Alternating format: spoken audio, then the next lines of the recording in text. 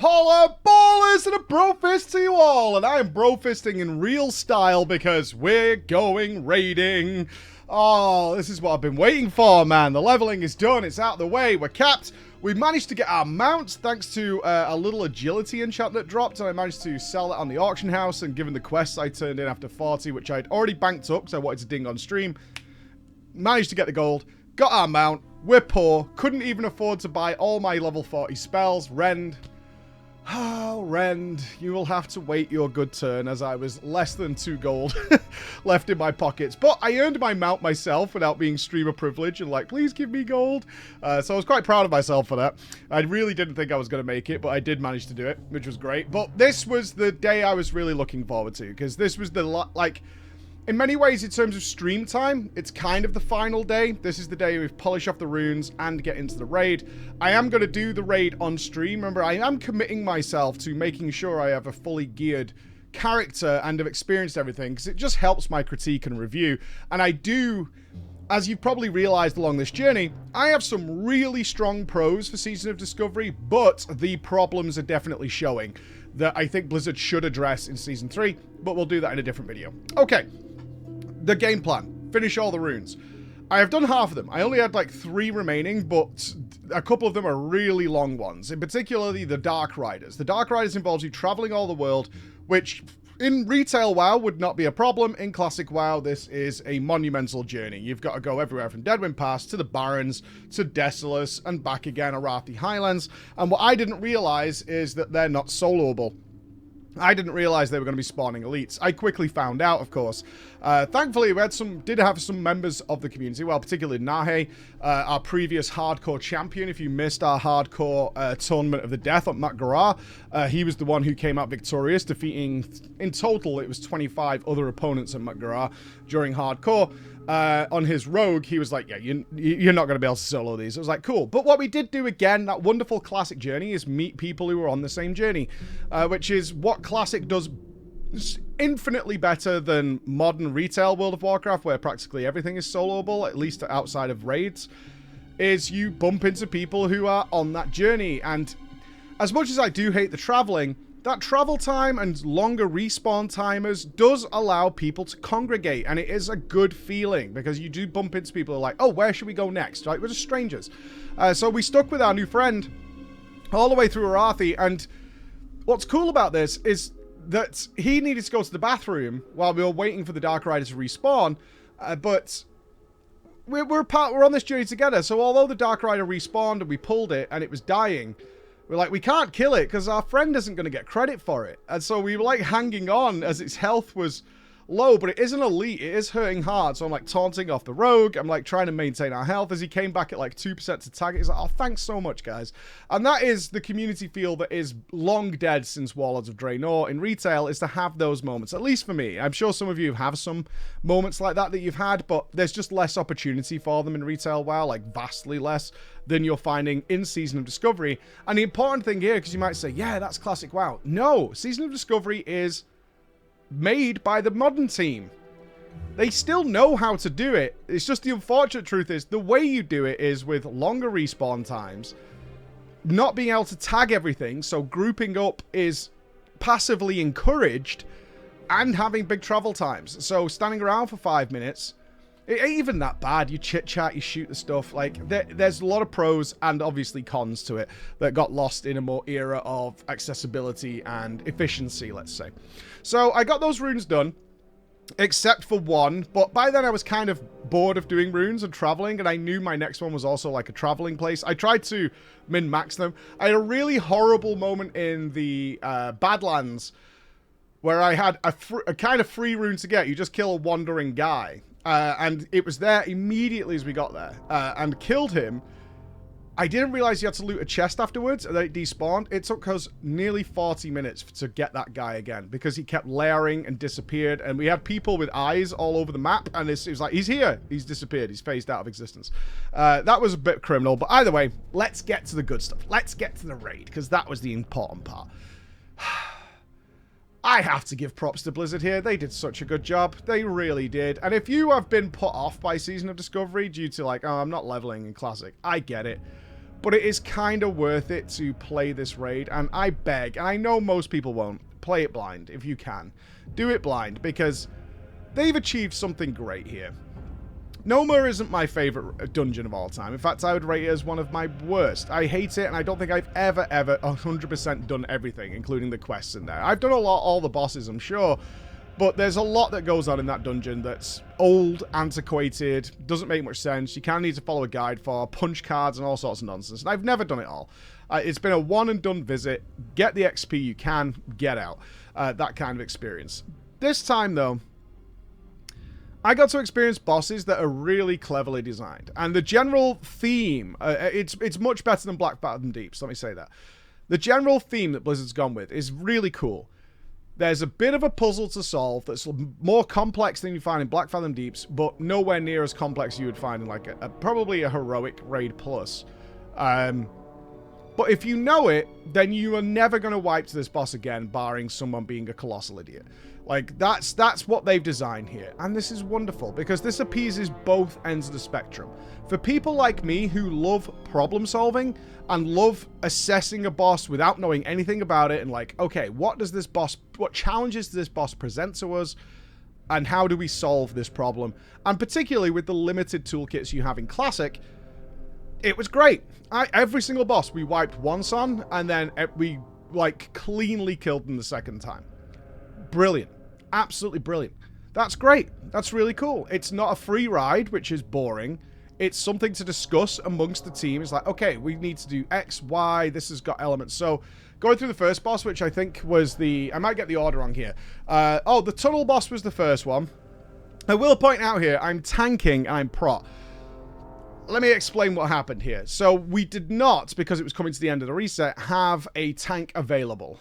We had all the players, lots of DPS, and we had the healers, which was solid. We had one other prop paladin, and no other tank. So I'm a warrior, and yes, I want to DPS, but a warrior in Classic can tank. It's as simple as that. Although I would guess, and I am guessing here, warriors are probably not considered to be great tanks at the moment, because the other specs have just had much more buffs, although I think Guardian's kind of weak sauce as well. But you probably want a prop paladin or two prop paladins, a prop paladin, a rogue, for real efficiency, especially when it comes to AoE tanking. So at very last minute, as we were putting the group together, it was like, we need another tank. So I was like, okay, I guess that's me. Two problems there. One, I'm pretty sure, well, I googled this actually. I googled like what the rune setup was for tanking. At no point is prop mentioned. Everybody apparently tanks as Fury. That really made me a little nervous, because I had zero tanking gear, like anything with plus defense or anything like that. And I was like, we're undergeared in general, because I haven't done like pre-raid BIS or anything. So I was very concerned about not having like even a shield equipped. I was like, I don't know about this, man. This is making me a little nervous. So I wasn't sure what to do. So I was like, I'll tell you what, I'm going to go Fury to get us going.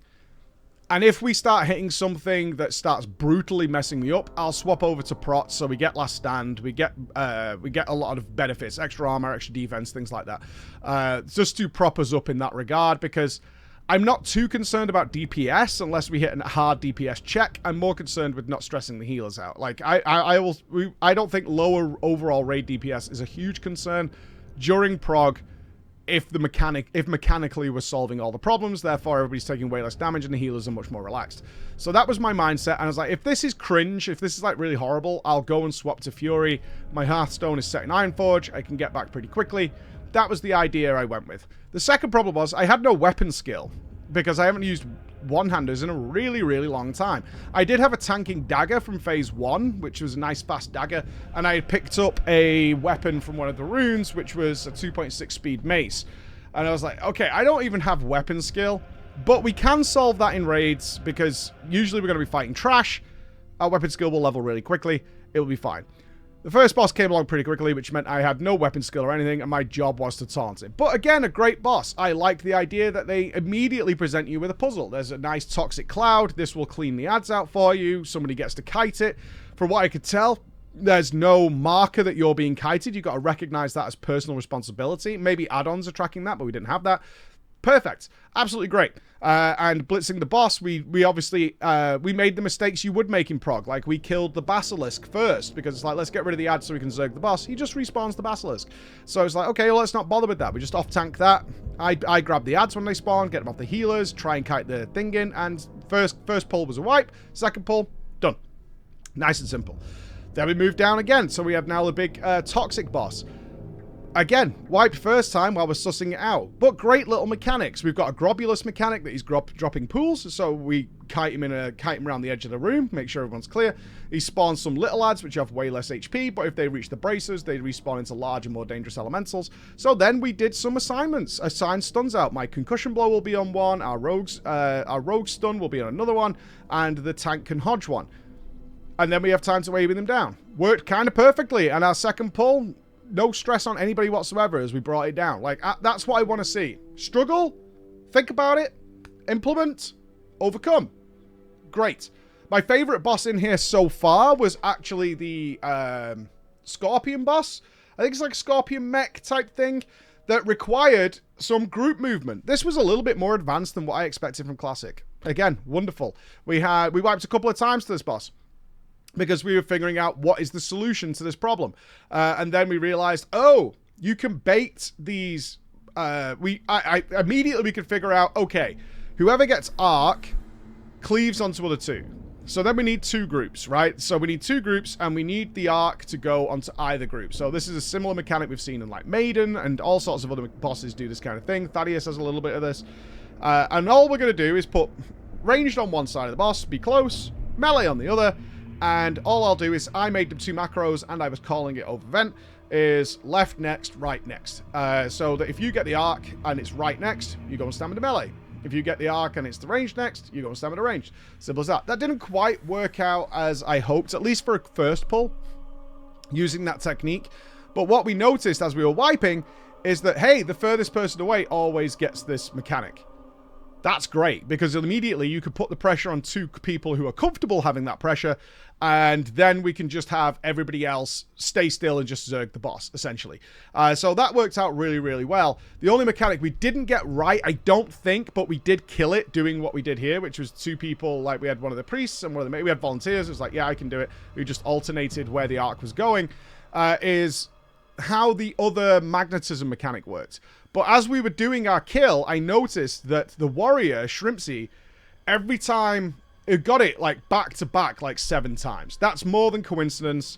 Something's weird with this, and it was like plaguing me. And then it was only like after we killed it, because everything was going fine, and we were kind of just laughing at Shrimpsy, the DPS warrior, who kept like going out, staying out, and then intercepting back in. Getting it again and just like AFK for the whole fight. We were all kind of memeing on it, but afterwards it was like, I bet it's the closest person.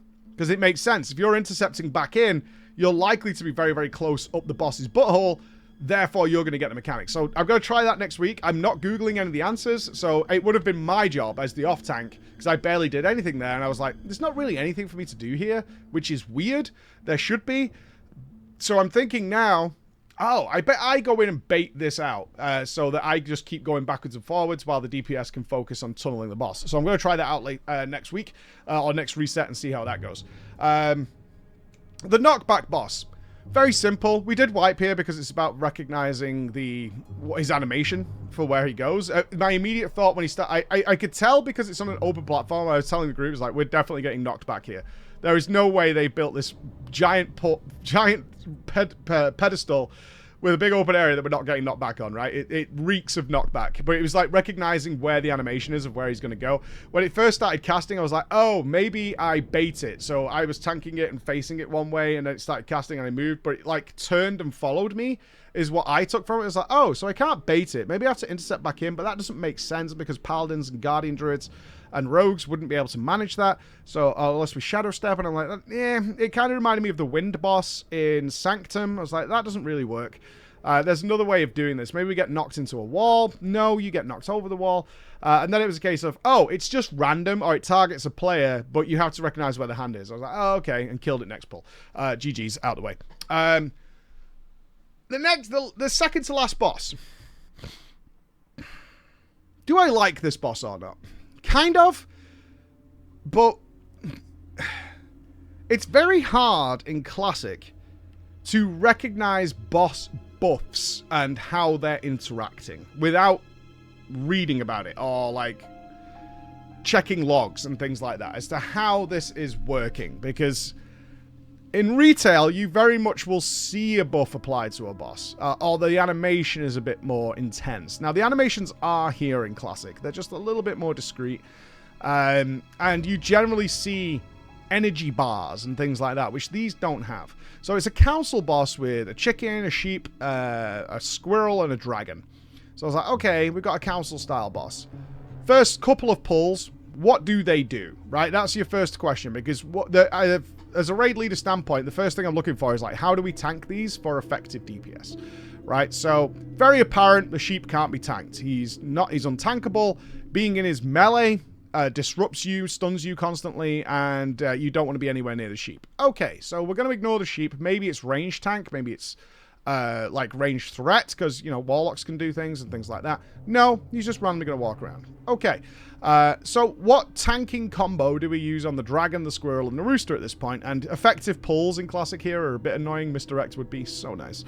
But we tried a couple of combos. I'll solo the dragon, somebody else take the rooster and the squirrel. But we saw tanks were getting destroyed. As we made more progress, but tanks were getting destroyed. I'm like, okay.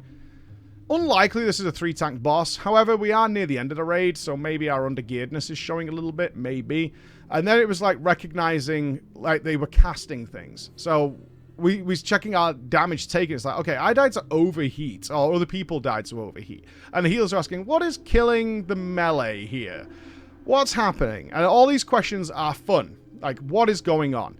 Not clear how the resolution works. So it became apparent that every 25% of their HP, they do something. So at 25, 75, 50, and 25, the sheep will put reflect on themselves, because we recognize that. It's like, oh, okay, the sheep is hurting me now, and it's like electrified. Okay, it's reflecting at me. Cool. Overheat comes from the dragon, and he sets himself on fire, and he starts AoEing the area. Okay. What is Cluck? But we noticed the tanks were getting shredded during Cluck. So Cluck must be some sort of DPS increase. And then Deadly Boss Mods was showing like 75% melee attack speed from Cluck. I'm like, right. So that's what these things are doing. How do we manage it, though? And how does it apply? Because then the question was, wait a minute. We know when Cluck's going to happen, but is Cluck applied to what's nearby? Because what somebody notices is, wait, when the sheep was near the bosses, the other bosses all got reflect because I was reflecting my spells. Like, okay, so is it range based? So we're asking all these questions, and we had a couple of wipes here as we were figuring through exactly how to make it work. In the end, I was a little confused as a raid leader as to how these worked, and so I was like, I tell you what, just for one pull, what we'll do is just do a science pull. We're not intending to kill the boss here. What we want is absolute complete control of the environment so we can see what's going on. And so we'll go 3 tanks. We'll put 1 tank on each, and each tank just be responsible for what's going on. And when certain HP thresholds are coming, go and stand on your own with that mob and let's see what happens. Right? It's as simple as that. So we did recognize things from that, and it was actually our kill pull. Took a long time because and every other tank died because of like checking and sciencing things, but that was the kill pull. So I've asked the question, I was like, how does X work? It's like, okay, some of them work by being close, some of them work by don't. So I imagine next week this is still a boss we might wipe on as it gets really crystal. And it's also an inspiration for me to go and get more tank gear because there was also buttons in the room. And I was like, what are these buttons for? Because maybe what happened, because once you see interactables in a room, you're like, okay, this must do something. So what does it do? So we had people clicking it and they're like, well, I got some mana and took some damage, but I got a move speed increase. I was like, so is this to kite? Maybe when they get Cluck or Overheat or Reflect or whatever, pressing one of these buttons nullifies the mechanics. So we had people try that. Didn't do anything. And so the general consensus we had while progging was like, I think this is just for healers to get mana back because it's a long fight. We think that's what it is. So you can spam really hard into the tanks during like Cluck and things like that in order to get it working. Is that correct? We think so. And that's really fun for me. I don't know. I don't know. One thing I do know is that Warrior Tank as prot was kind of useless. Even if I was getting hammered, I wasn't getting any rage. I'm like, this is just kind of crap. So it gives me plenty of goals. So we did have to stop there, though, because it took us a while to get there. So I'm going to be doing the boss as we start our Final Fantasy 15 journey today. I'm going to be doing the boss still, like, at the end of the day. So I have one more boss to kill in there before the reset. The reset's on Wednesday, so we're not missing out on anything. So we're going to jump into the raid to finish it out. But it's inspired me again in that Season of Discovery way and that World of Warcraft way more specifically. It's like, okay, I need a tank set. Because if I need to get called onto tank, some of these bosses are one-tankable, so I could be DPS here. Maybe I go Fury now. Maybe I can tank fine as arms because it's really more about gear. And I can mess around with the big fat two-handers and all that kind of stuff. But this is the kind of content that gives you goals that you want to work on between raids.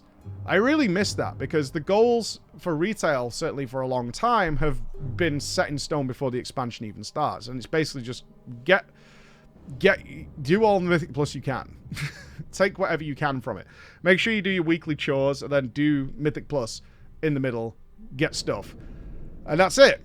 Without having a goal, because my other goals now are like, right, I need to target defense stuff specifically, which comes from very specific locations. I need to target getting some quests done for some really nice upgrades that are like pre-bis, but also kind of difficult in Classic because you can't out-level the content. So it's like go to Faralas and do a really difficult quest. I've got something in Tanaris to do, which is like a level 45 quest, I think, but they're accessible. That's been really fun. I also want to do my professions because consumables are such a huge part of Classic. We should have them. I should totally get them ready and good to go. And also, Season of Discovery offers these breakpoints where you're like, okay, I don't need to do it all, which is very off-putting and also kind of invasive in Classic. I could do bits, and then it's done until the next season. So I don't have to do it all. I could do like a small chunk and get it done. So that's what my focus is going to be. I'm so excited to see what this last boss is and give a final opinion on the raid. And then coming up will be the final thoughts on Season of Discovery and some suggestions for it, alright? So, look forward to that. And Final Fantasy 15 is up on the menu for our mainstream game. Controversial? Yeah. Some people love it, some people hate it. I'm excited to see which one we decide, because we will make our own opinion. So I'll see you there. Bye, guys.